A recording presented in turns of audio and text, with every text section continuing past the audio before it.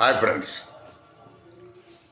ఈ RSS chief Mohan Bhagwat గారు నిన్న ఒక స్టేట్మెంట్ ఇచ్చారు. ఈ దేశం హిందూ దేశమే మనకు మొదటి నుండి, సో దానికి రాజ్యాంగంతో సంబంధం లేకుండా ఈ దేశం హిందూ దేశంగానే ఉంటుంది అని ఆయన స్టేట్మెంట్ సారాంశం. ఆయన ఈ ప్రపంచంలోనే ఉన్న అత్యంత బలమైన సంస్థ ఆర్ఎస్ఎస్ నాయకుడు.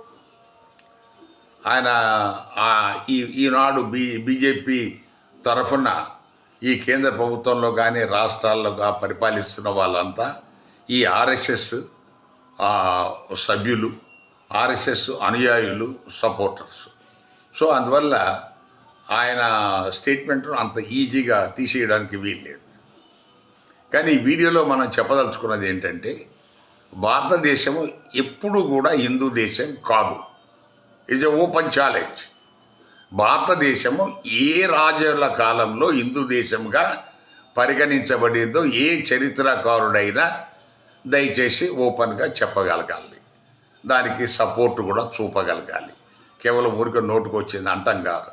దానికి మనకు క్రీస్తుకు పూర్వము 600 సంవత్సరాల కాలం నాడు ఉన్న 16 మహాజనపదాలు అవి ఏమి కూడా హిందూ రాజ్యాలు కాదు. అవి